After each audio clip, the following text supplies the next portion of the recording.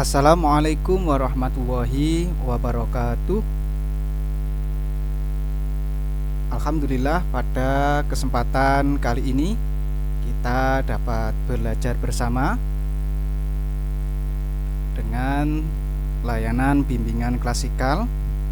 Mudah-mudahan pertemuan kita mendapatkan manfaat dan petunjuk dari Allah Subhanahu wa taala. Baik, bagaimana kabarnya anak-anak? Saya berharap kita semua senantiasa diberi kesehatan dan kesempatan untuk menjadi pribadi yang mandiri dan lebih baik lagi. Oke, langsung saja di sini Ustadz akan menyampaikan materi bimbingan klasikal, materi pertama. Seperti langkah sebelumnya, silakan anak-anak menuju ke browsernya masing-masing. Boleh menggunakan Google, Opera, Mozilla, UC Browser, dan lain sebagainya. Jika sudah, silahkan anak-anak seperti biasanya klik di spasi penuh. Jika tampilan sudah muncul, silahkan klik big penuh kebahagiaan dan kedamaian. Tunggu beberapa saat hingga tampilan website dari tim bimbingan dan konseling siap. Silakan anak-anak menuju ke menu, kemudian materi 9 yang artinya materi kelas 9. Setelah memilih materi 9, maka di sini perlu kami sampaikan ini ada materi ke-21, materi ke-20, materi ke-19. Berarti materi selama kalian kelas 9 itu sejumlah 21 materi bimbingan klasikal. Kalau kita bagi ke dalam 2 semester, artinya 11 materi berada pada semester pertama, 10 materi berada pada semester kedua. Nah, anak-anak, kalian sekali lagi diperkenankan untuk membaca keseluruhan, bahkan acak pun diperkenankan. Namun sebagai rentan efektivitas, kami sampaikan materi yang pertama. Untuk mencari materi yang pertama, silahkan anak-anak klik Previews sampai menemukan materi konseling 1.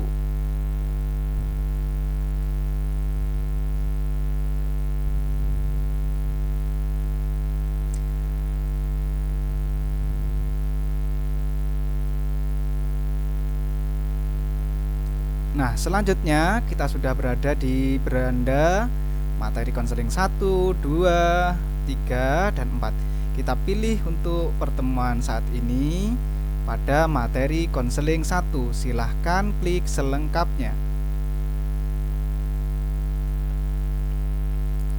Nah, pada pertemuan kali ini Ustadz akan memaparkan beberapa hal terkait dengan kerjasama antar umat beragama.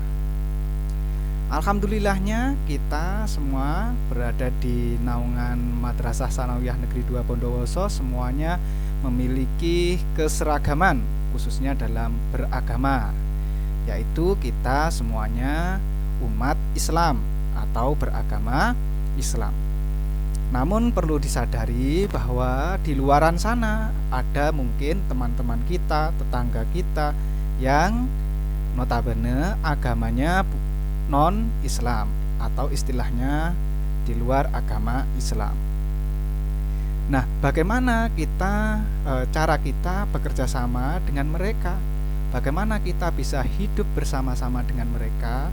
Itulah yang dinamakan dengan toleransi. Nah, apakah kerjasama antar umat beragama itu ada manfaatnya? Tentu saja ada, karena kerjasama itu tidak memandang agama, ya.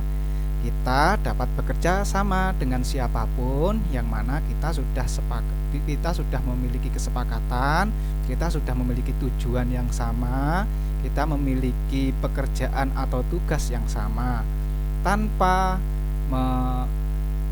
tanpa kita terikat atau kita dibatasi dengan aktivitas keagamaan.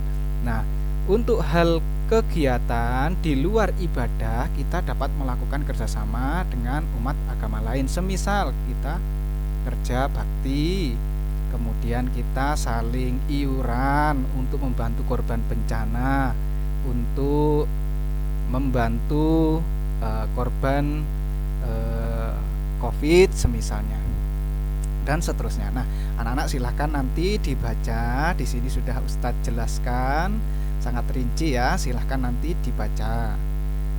Nah, di sini Ustadz juga sampaikan bahwa kendala apa saja yang dihadapkan pada isu-isu yang dapat merobohkan kerukunan antar umat beragama. Nah, kenapa sih kita harus rukun dengan beragama lain? Karena terus terang di Indonesia saja mengakui 6 agama. Ayo, masih ingat kan ya? Agama Islam, Kristen Protestan, Kristen Katolik, Konghucu, Hindu, Buddha, ya, dan lain sebagainya. Kira-kira di antara mereka karena sama-sama warga Indonesia, maka kita pun harus menjaga toleransi. Nah, untuk kepentingan politik pun memiliki hak yang sama. Nah, ini yang tidak diperkenankan, kita terlalu fanatik ya. Untuk kita yang paling benar itu tidak diperkenankan ya. Jangan sampai sikap tersebut menjadikan kita terlalu radikal istilahnya.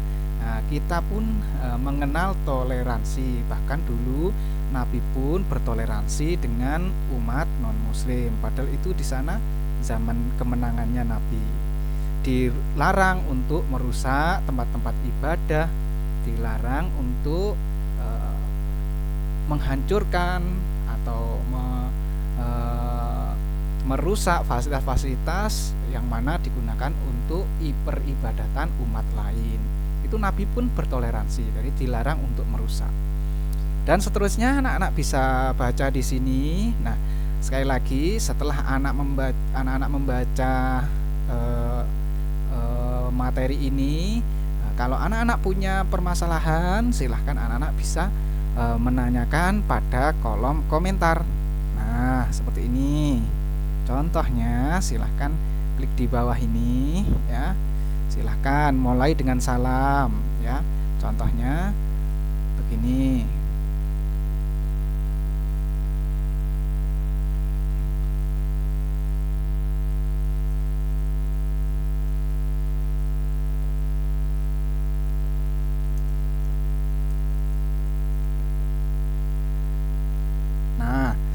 Assalamualaikum warahmatullahi wabarakatuh. Terima kasih Ustadz. Saya ingin bertanya, boleh dikenalkan dirinya juga boleh ya. Terus kemudian di sini kalau semisal tidak punya akun Google, silahkan pilih anonims. Oke, begitu ya. Nah, setelah anonim silahkan diklik publish, nanti akan muncul komentar. Atau cara lain, kalian bisa langsung menghubungi atau chat WA dengan ustadahnya masing-masing.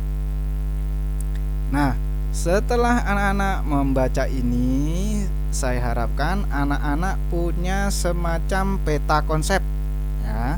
Nah, peta konsep tentang apa? Yaitu tentang kerjasama antar umat beragama. Nah, silakan dibikin, boleh berupa gambar, boleh tentang diagram, atau resum rangkuman juga diperkenankan. Silahkan anak-anak selamat mempelajari materi bimbingan klasikal yang pertama.